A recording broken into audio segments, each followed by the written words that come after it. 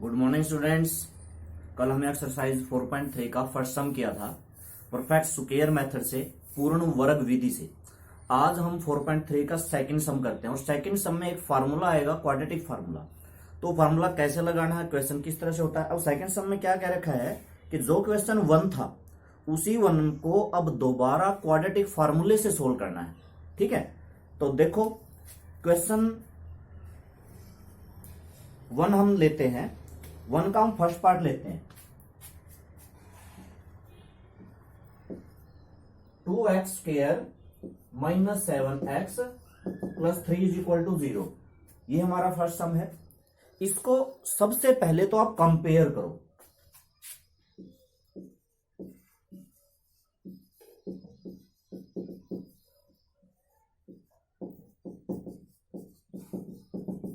Compare करो, ABC की value निकालो। आपको पता ही होगा फर्स्ट कोफिशिएंट हमारा ए होता है, सेकंड कोफिशिएंट हमारा बी होता है, थर्ड कोफिशिएंट हमारा सी होता है। पहले चेक करो कि इसमें बी स्क्वायर माइनस 4ac, ये याद रखना।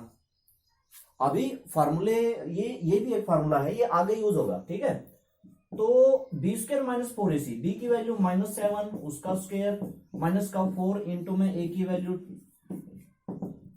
49, 24, 25।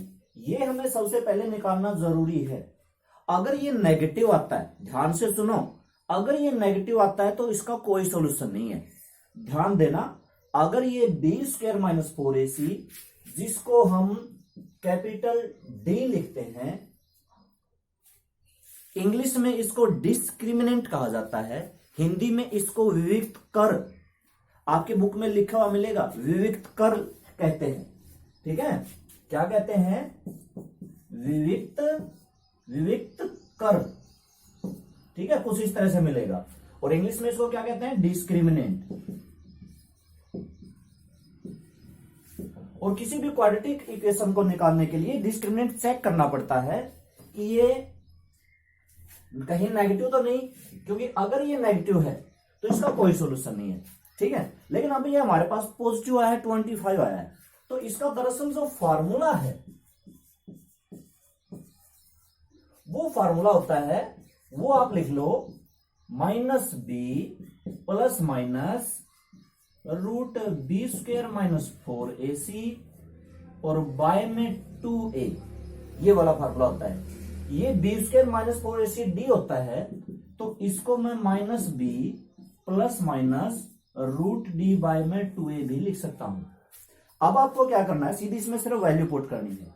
ये हमारा सूत्र है, इस सूत्र को आपको याद रखना है, इसको बार बार रिवाइज करो। ये बहुत काम की चीज है, क्योंकि जिसको फैक्टर मेथड नहीं आता, परफेक्ट स्क्वायर मेथड नहीं आता, उसके लिए ये बहुत आसान सी एक चीज है।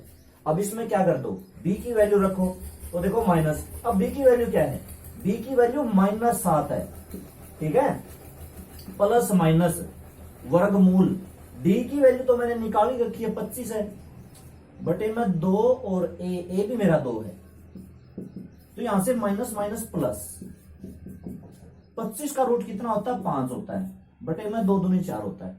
अब आपको प्लस माइनस क्यों लगता है, पता चल गया ना? प्लस माइनस क्यों लगता है? क्योंकि एक बार प्लस का लेना है, एक बार माइनस का लेना है, क्योंकि ये क्वाड्रेटिक इक्वेशन है, द्विघात घात समीकरण है, तो इसके 2 रूट होंगे, 2 इसके मूल होंगे, इसलिए एक बार प्लस का लो। प्लस का लोगे तो एक्स की वैल्यू कितनी आएगी? 7 और 5 12, 12 बटे 4 मतलब 3, और माइनस का लो, 7 में से 5 दे 2, 2 बटे 4, एक बार जोड़ना है। ठीक है, x की वैल्यू एक बार तो 7 प्लस 5 बटे 4 मतलब 12 बटे 4 कितना होगा? 3 होगा, और एक बार क्या होगा? माइनस होगा, 7 में से 5 गया। तो बस ये हमारा एक फार्मूला था, सूत्र था, बहुत आसान चीज है। ये कब काम आता है? जब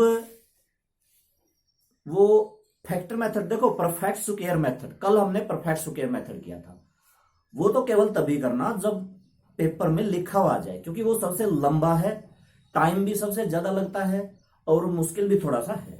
ठीक है, उसके बाद दूसरे नंबर पे आता है फैक्टर मेथड। फैक्टर मेथड उस कल वाले से आसान है, वो आपको अच्छी तरह से आता भी है, लेकिन कभी कभी फैक्टर मेथड फेल हो जाता है, जब उसके फैक्टर बनाने मुश्किल हो जाते हैं तब ये काम आएगा। ठीक है, यहां पे जैसे इस सम को अगर यहाँ पे 3 की जगह 2, अभी तो आप इसके फैक्टर से भी कर सकते हो क्योंकि हमने 2 की 3 की गुणा करनी है, 6 आएगा, 6 आएगा। 2 नंबर ऐसे सोचने हैं, जोड़ 7 गुणा 6, तो वो तो आप सोच लोगे। लेकिन अगर यहाँ पे 3 की जगह 2 होता तो मुश्किल हो जाता। ठीक है, और कल मैंने इसकी ट्रिक की बात की थी, कल की वीडियो में, याद है? हाँ हाँ, आपसे कह रहा हूं, याद है? वो ट्रिक 1 नंबर वाले ऑप्शन वालों के लिए बहुत काम की चीज है। क्या है? लेकिन वो भी तभी काम करेगी जब आपको फैक्टर मेथड आता है। इसकी गुणा कर लो, 6, बीच में कितना है? -7। 2 संख्या ऐसी बताओ, जोड़ तो आए -7, गुणा आए 6, तो हम कहेंगे भाई माइनस का 6 और माइनस का 1 है ना, माइनस का 6 और माइनस का 1, ये क्या हो गए? इसके फैक्टर हो गए। अब क्या करो, दोनों का निशान बदल दो और जो ये कोफिशिएंट है ये बटे में कर दो, तो ये कट के कितना आया? 3, और ये कितना आया? 1/2। चेक कर लेना, यही रूट होंगे। बिल्कुल शॉर्ट ट्रिक है, सीधा क्वेश्चन से आंसर निकालने का। लेकिन ये भी काम तभी करेगी जब इसके फैक्टर बनते हैं। मतलब मान लोगे वही बात होगी, यहाँ पे 3 की जगह 2 होता है ना, तो ये 2 की 2 से गुना 4 हो जाती। अब 2 ऐसे कौन से नंबर हैं? जोड़ -7 गुणा 4, फिर ये तरीका फेल हो जाता है। इसमें ये फैक्टर मेथड भी फेल हो जाता है और ये शॉर्ट ट्रिक भी फेल हो जाती है। तो तब हमारे काम की क्वाड्रेटिक फार्मूला। और सम देखते हैं, और सम लेते हैं। कौन सा लेते हैं? लास्ट पार्ट लेते हैं। ठीक है, लास्ट पार्ट क्या है?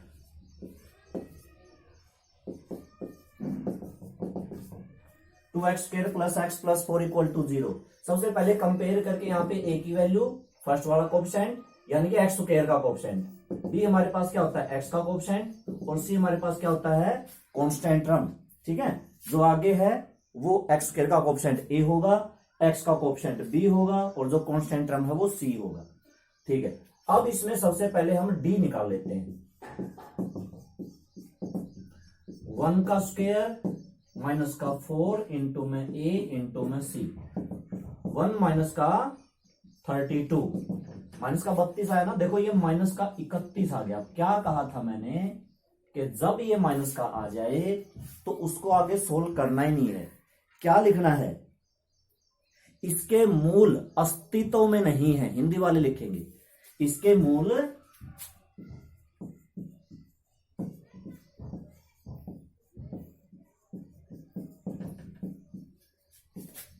अस्तित्व में नहीं है। It's root does not exist. ठीक है, इसके रूट एग्जिस्ट नहीं होते। ठीक है, तो इस तरह से इंग्लिश वाले लिख देना यहाँ पे, it's root does not exist. कब? जब ये माइनस का आ जाए, जब ये माइनस का आ जाए। एक बात और मैं बताता हूं, अगर ये b² - 4ac मान लेते हैं कि 0 आता है तो फार्मूला क्या बनेगा? फार्मूला हमारे पास क्या है? -b ± root b² - 4ac/2a। या तो आप ये याद रख लो या फिर आप ये याद रख लो, आपको कौन सा ठीक लगता है वो याद रख लो। दोनों फार्मूले हैं। क्या है ना, b² - 4ac को हम कैपिटल डी, बड़े वाला डी लिखते हैं। बड़े वाले डी का मतलब हो गया डिस्क्रिमिनेंट, विविक्त कर। ठीक है, अब अगर ये d 0 है तो -b ± रूट 0/2a। अब ये तो 0 हो गया, -b/2a। इसका मतलब x क्या होगा? -b/2a -b/2a। ठीक है, तो ये और भी छोटा फार्मूला हो जाता है। अगर ये d 0 हो जाता है तो ये पूरा 0 हो गया, तब तो फार्मूले में क्या बचा? -b/2a। ये मैंने 2 बार क्यों लिखा भाई? क्योंकि एक बार +0 है, एक बार -0 है। ठीक है, तो इसलिए 2 बार लिखना। क्वाड्रेटिक इक्वेशन है, 2 रूट आएंगे और दोनों इक्वल होंगे। दोनों कैसे होंगे? इक्वल होंगे।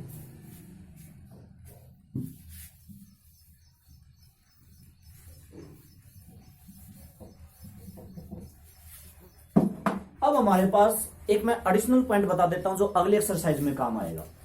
यानी कि अगर बी स्क्वायर माइनस 4ac 0 से लेस है, 0 से लेस मतलब माइनस का, तो रूट नहीं होंगे।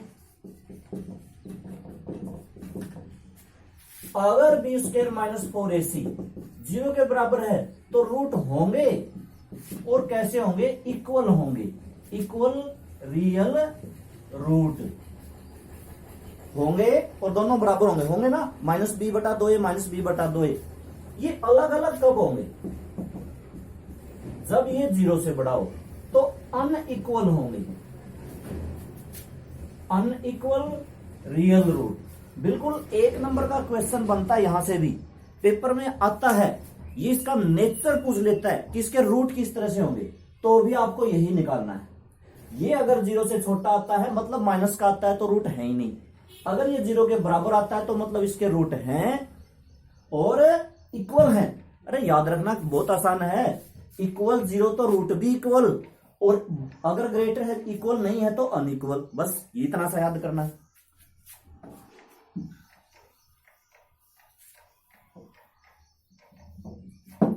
अब इसका हम लेते हैं अगला थर्ड क्वेश्चन। थर्ड क्वेश्चन को सॉल्व करना है, और थर्ड सम में आप किसी भी मेथड से कर सकते हो। मैं सेकंड पार्ट समझाता हूं, बटे में है तो एलसीएम लेना है, और ज्यादा कुछ है नहीं। आप फर्स्ट सम आपको खुद में करना है, ठीक है। फर्स्ट पार्ट इसका, थर्ड का 2 ही पार्ट है ना। सेकंड पार्ट देखो, 1/x+4, ये माइनस है, इक्वल टू 11/30। ये माइनस है तो इनका एलसीएम लेना पड़ेगा, एलसीएम में ये दोनों लिखना पड़ेगा।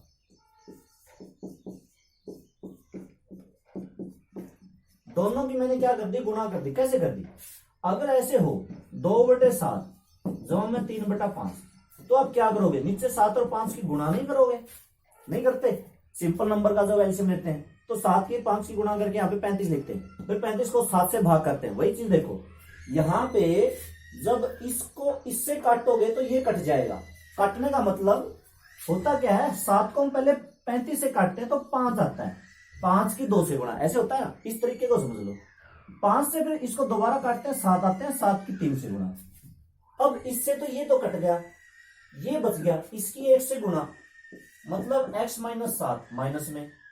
अब ये x - 7 कट गया, ये बच गया, इसकी 1 से गुणा, x प्लस का 4, और बटे में इनकी गुणा कर लो, या चलो अभी लिख देते हैं, x प्लस का 4, x माइनस का 7, और बराबर में 11/30। ठीक है, हिंदी इंग्लिश मेरे हिसाब से दोनों समझ रहे हैं।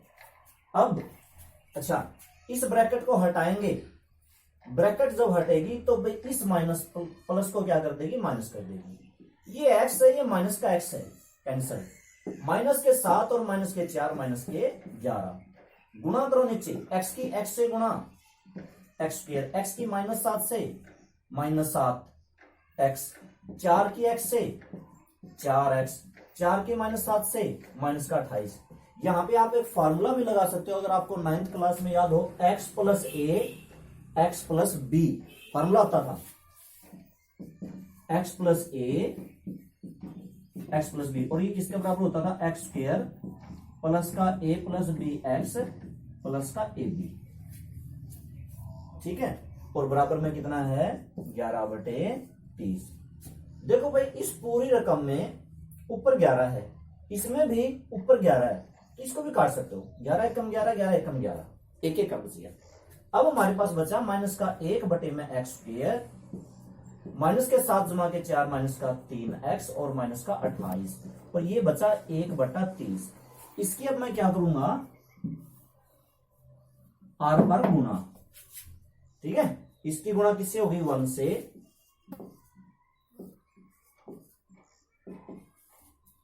और फिर 30 की गुणा -1 से, तो बराबर में ये -30 होगा। x² -3x -28, ये इधर आगे प्लस का 30, x² -3x प्लस का 2 बराबर में 0। अब आप इसका सॉल्यूशन कर लेना, क्योंकि इसमें कुछ नहीं लिख रखा, आपकी मर्जी है, आप जिस तरीके से करना चाहो उस तरीके से इसको करके सोल्व कर देना। ट्रिक लगाएं, ट्रिक दो नंबर ऐसे बताओ, जोड़ तो आए माइनस का 3 गुणा है 2। ऐसे नंबर कौन से होंगे, माइनस का 2 और माइनस का 1। और फिर आगे का ऑप्शन है ही नहीं, तो इसका बस निशान निशान बदल दो, यानी कि 2 और 1 इसके क्या होंगे, रूट होंगे। ठीक है, करके देख लेना, 2 और 1 आएंगे। पेपर में कभी ट्रिक से मत करना, ट्रिक से सिर्फ ऑप्शन में अगर आया हुआ है तब हम अंदाजा लगा सकते हैं। भाई 4 ऑप्शन है, एक में 2 1 लिख रखा है, एक में 2 3 लिख रखा है, एक में 4 5 लिख रखा है। ठीक है, ये तो मैंने एडिशनल पॉइंट बता, कहीं इसी को पकड़ के बैठ जाओ। ठीक, तो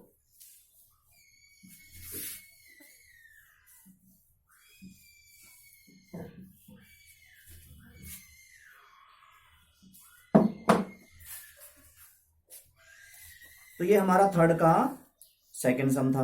तो आज हमारे कितने सम हो गए, 6 सम हो गए।